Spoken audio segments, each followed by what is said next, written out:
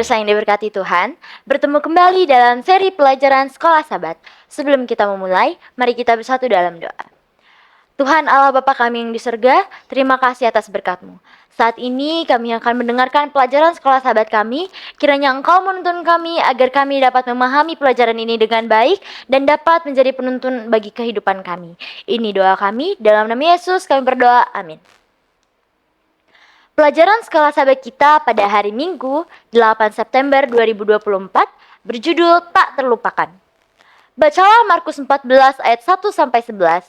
Hari Raya Paskah dan Hari Raya Roti Tidak Beragi akan mulai 2 hari lagi.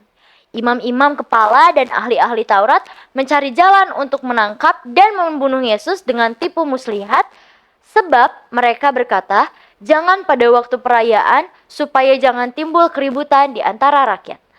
Ketika Yesus berada di Betania, di rumah Simon si kusta, dan sedang duduk makan, datanglah seorang perempuan membawa suatu buli-buli pualam berisi minyak narwastu murni yang mahal harganya. Setelah dipecahkannya leher buli-buli itu, dicurahkannya minyak-minyak itu ke atas kepala Yesus. Ada orang yang menjadi gusar dan berkata seorang kepada yang lain, "Untuk apa pemborosan minyak narwastu ini?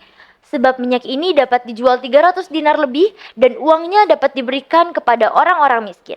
Lalu mereka memarahi perempuan itu. Tetapi Yesus berkata, "Biarkanlah dia. Mengapa kamu menyusahkan dia?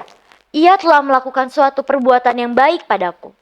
Karena orang-orang miskin selalu ada padamu dan kamu dapat menolong mereka. Bila mana kamu menghendakinya, tetapi aku tidak akan selalu bersama-sama kamu. Ia telah melakukan apa yang dapat dilakukannya. Tubuhku telah diminyakinya sebagai persiapan untuk penguburanku.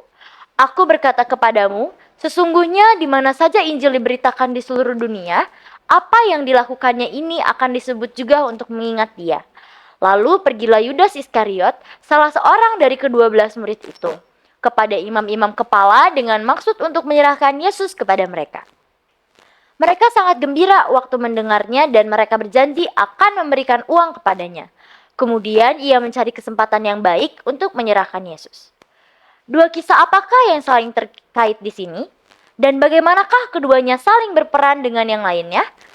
Markus 14 ayat 1 berkata, mengindikasikan bahwa Paskah tinggal 2 hari lagi. Pertemuan ini mungkin terjadi pada Selasa malam atau Rabu pekan itu. Para pemuka agama mempunyai rencana dan waktu. Mereka hanya membutuhkan sarana untuk mencapai tujuan mereka. Sarana itu akan datang dari satu tempat yang mengejutkan. Bagian ini adalah kisah selang-seling kelima dalam Markus. Lihat pelajaran 3. Kisah persengkokolan melawan Yesus dihubungkan dengan kisah seorang wanita yang mengurapi kepala Yesus dengan parfum wangi yang berharga. Dua karakter paralel melakukan tindakan yang berlawanan, menampilkan sebuah kontras yang ironis. Siapa wanita ini tidak diungkapkan oleh Markus. Pemberiannya yang luar biasa kepada Yesus sangat kontras dengan pengkhianatan Yudas yang mengkhianati Tuhannya. Wanita ini tidak disebutkan namanya. Pria ini disebut sebagai salah satu dari 12. Nilai pemberian wanita ini dicantumkan. Nilai pria ini hanya berupa janji sejumlah uang. Tidak ada alasan khusus yang diberikan mengapa wanita ini melakukannya. Namun para tamu di jamuan makan malam itu terkejut dengan apa yang mereka anggap sebagai pemborosan besar karena telah menyia-nyiakan hampir 1 tahun upahnya untuk menuangkan minyak wangi itu kepada Yesus. Yesus bagaimanapun menyela untuk membelanya dan mengatakan bahwa apa yang telah dia lakukan akan disertakan dalam pemberitaan Injil di seluruh dunia sebagai satu peringatan mengenainya. Ini tidak terlupakan. Sungguh, keempat Injil mengisahkan kisah ini dalam satu atau bentuk lain, barangkali karena perkataan Yesus yang mengenang perbuatannya. Pengkhianatan Yudas juga tidak terlupakan. Markus menyiratkan bahwa motifnya adalah keserakahan. Injil Yohanes menyatakan hal ini secara eksplisit. Yohanes 12 ayat 4-6. Markus memuat permainan kata baik untuk mengilustrasikan bahwa ada 2 motif atau alur kisah berbeda yang sedang dimainkan dalam kisah-kisah ini. Yesus menyebut perbuatan wanita itu baik. dalam Markus 14 ayat 6. Dia berkata bahwa kamu selalu dapat melakukan hal yang baik bagi orang yang miskin.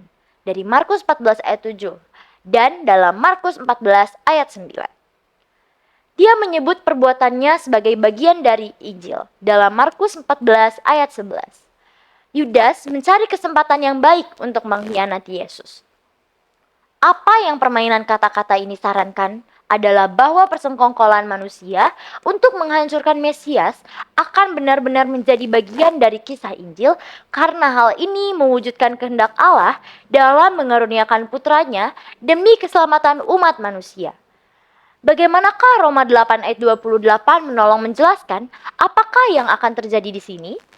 Roma 8 ayat 28 berkata, kita tahu sekarang bahwa Allah turut bekerja dalam segala sesuatu untuk mendatangkan kebaikan bagi mereka yang mengasihi Dia, yaitu bagi mereka yang terpanggil sesuai dengan rencana Allah.